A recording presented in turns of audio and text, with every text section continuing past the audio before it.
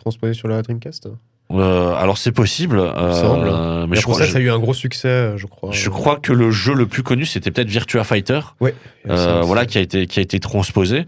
Mais effectivement, ou même Sonic à l'époque, vous pouviez le jouer aussi sur arcade. Ça a été, enfin vous le retrouviez aussi sur Mega Drive. Donc le jeu d'arcade de Sega qui m'a le plus marqué et sur lequel j'ai le plus joué, c'était plutôt Le Monde Perdu Jurassic Park. Je me souviens quand je partais en vacances dans le sud de la France, tous les ans, avec mes grands-parents, on allait manger dans un restaurant en bord de plage.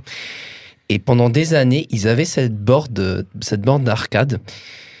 Et par la suite, elle avait été déplacée en fait foraine.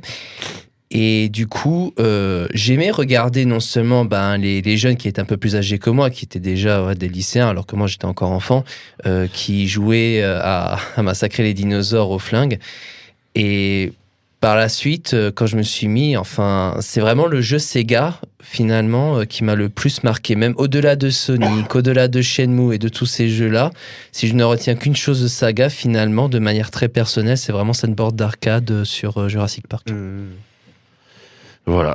Et donc ça a été la fin de l'histoire hardware de Sega, mais évidemment Sega existe toujours, hein. Ils continuent de faire des jeux vidéo. Ils ont même eu la bonne idée à un moment de se rapprocher de Nintendo pour faire Sonic versus Mario et d'autres jeux. On a eu des jeux comme Sonic 4 d'ailleurs qui ont fait leur grand retour. Donc Sonic 4, ça veut dire qu'entre Sonic 3 et Sonic 4, il n'y a rien eu, même s'il y a eu énormément de jeux, mais certaines personnes réussissent à éclipser tout ça. Alors en introduction, Philippe, tu me disais que toi c'était la Nintendo 64 qui te faisait kiffer, et toi, Florian, la PlayStation 2. Alors Philippe, c'est quoi justement qui t'intéressait dans la N64 ? Le premier jeu que j'ai eu sur Nintendo 64, c'était un jeu de Formule 1 de la saison 1996-1997. Et rapidement, ça a été suivi par les jeux Mario, hein, c'est-à-dire Mario 64 et Mario Kart. Et par rapport à ces jeux-là, comme dit, quand j'étais petit, c'est vrai que les jeux vidéo, voilà, ça restait de la 2D. Moi, la première console sur laquelle j'ai joué, ça restait la NES. Donc sur la NES, on avait pas mal de jeux, voilà, qui se déroulaient vraiment dans un univers très pixelisé, hein, vraiment des univers de base. Et là, tout d'un coup, de voir comme ça un univers en 3D très ludique, le fait vraiment de se déplacer dans cet univers, enfin, c'est vrai, à l'époque, si on se replace dans le contexte de l'époque, ouais, c'était une révolution, quoi. C'était vraiment du jamais vu.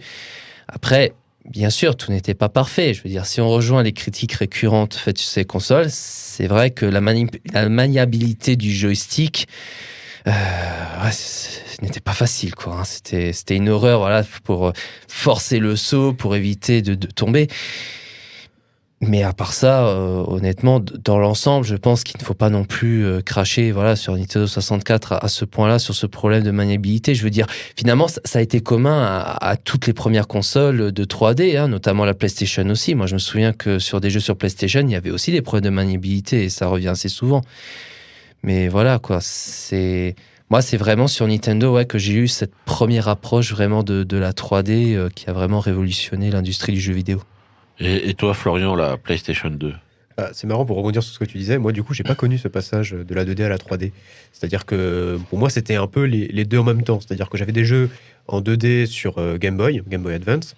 Et la 3D, en fait, dès que j'ai commencé à expérimenter les jeux vidéo via du coup la PS2, là, j'étais immergé, quoi. Donc, j'aurais bien voulu avoir aussi cette espèce d'expérience de décalage un petit peu en termes d'approche du jeu vidéo. Mais ouais. C'est une approche différente parce que moi, sur la NES, les jeux que l'on avait, c'était surtout des jeux de plateforme, ouais. Des jeux assez ludiques, que ce soit Mario. On avait aussi les jeux Disney comme Tic et Tac, ce genre de choses. Et comment dire ? Il y a une évolution, si tu veux, dans l'implication dans le jeu vidéo. C'est-à-dire qu'on sait tous que les jeux de plateforme, effectivement, c'est des jeux qui sont très difficiles, sur lesquels, voilà, tu meurs assez souvent. Donc, c'est des premiers niveaux que tu connais par cœur, tellement tu les fais, tu les refais en boucle. Et moi, je me souviens, moi, je ne passais pas des heures, en fait, à essayer de forcer le jeu vidéo pour y aller le plus loin possible. Une fois que je mourais, voilà, au bout de 5 minutes de jeu, à la première heure, j'arrêtais le jeu, je passais à autre chose. parce que ça s'arrêtait là. Mais là, de voir un univers qui vraiment s'élargit, même s'il n'y a pas encore, comme la Dreamcast, d'accès à Internet, mais le fait voilà, de découvrir tout un nouvel univers en 3 dimensions, un univers beaucoup plus vaste, effectivement, oui, c'est une autre approche du jeu vidéo. Et comparativement, avec du recul, je m'aperçois que je passais beaucoup plus de temps sur les consoles 3D que sur les consoles 2D, puisque oui, l'approche ludique était totalement différente, les règles étaient totalement différentes, et vraiment, oui, il y avait une passion qui se dessinait et qui nous maintenait sur ces consoles. Et après, c'est une évolution qui n'est que plus croissante avec les avancées technologiques et puis tout ce qu'on nous propose en termes de jeu. Ouais, exactement. D'ailleurs, moi, en termes de décalage, le vrai décalage que j'ai eu, c'était quand mon père avait acheté la PS3 et où j'ai découvert du coup la HD. Ça a vraiment été... C'était avec GTA 4, je m'en rappelle encore. Ça a vraiment été quelque chose de ouf pour moi. Parce que je passais de la PS2 à la PS3. Voilà. Là, c'était mon décalage perso.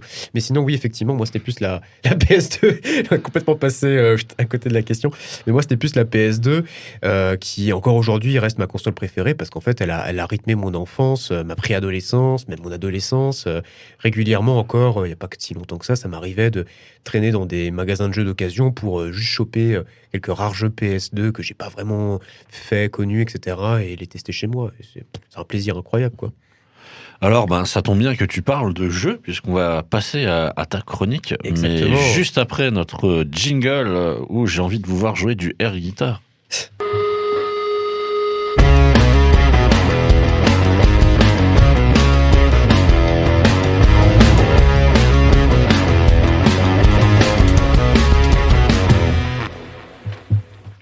Alors je félicite Philippe qui effectivement a joué du air guitar pendant que Florian lui se concentrait vraiment.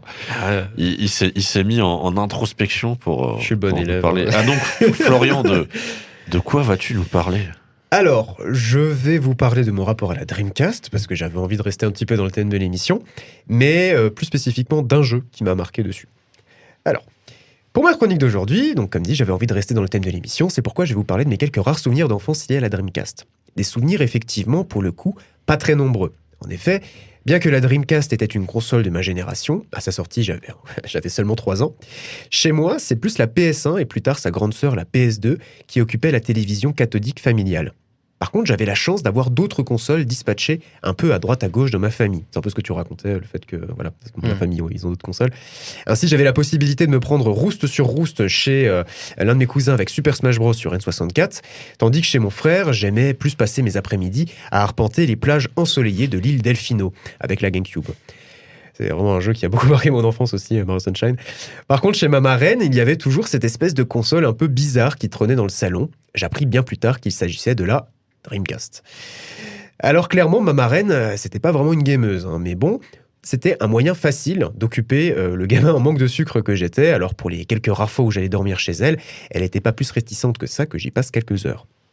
Niveau jeu, il n'y avait pas grand-chose. Je peux citer Sonic Adventure, qu'on a mentionné précédemment, sur lequel je m'amusais à refaire en boucle le premier niveau, probablement parce que ça allait beaucoup trop vite pour moi et que je passais mon temps à mourir. Et il y avait un CD de démo de son petit nom, Dream On Volume 1. Parce que oui, il y avait aussi des CD de démos sur la Dreamcast. À l'inverse des autres volumes de démos qui étaient dispatchés dans les magazines officiels Dreamcast, le tout premier était fourni avec la console, probablement pour ça que ma marraine l'avait. On pouvait y retrouver notamment le premier niveau d'Incoming, une course de Monaco Grand Prix Racing Simulation, le premier segment de Trick Style, la possibilité de réaliser un combat avec au choix 3 des boxeurs de Ready to Rumble Boxing, et enfin, et c'est de lui dont je vais brièvement vous parler aujourd'hui, 3 missions de Toy Commander. Ah, Toy Commander, que j'ai pu y passer de bons moments. Pendant longtemps, il resta dans ma mémoire comme le petit jeu trop marrant avec les jouets chez Tata. Sans pour autant que je ne réussisse à mettre un nom dessus, et ce jusqu'à ma découverte, malheureusement bien tardive, d'Internet au collège. Toy Commander, donc, c'est un titre sorti le même jour que la Dreamcast en Europe, soit le 14 octobre 1999, si mes chiffres sont corrects. Un titre développé par un studio lyonnais, répondant au doux nom de No Cliché. Pour la petite anecdote, l'équipe derrière la création du studio était tout droit issue d'Infogrames, un studio qui doit vous dire quelque chose, et avait notamment participé à la création d'Alone in the Dark, pour, carrément quelques années plus tard, avant son rachat par Sega, réaliser Little Big Adventure. Donc c'est clairement pas n'importe qui. Dans Toy Commander, donc, on incarnait, comme le nom peut le laisser penser, toute une farandole de jouets sous la forme de véhicules, avec lesquels on allait devoir réaliser une série de missions impliquant, pour les plus simples, le fait de, par exemple,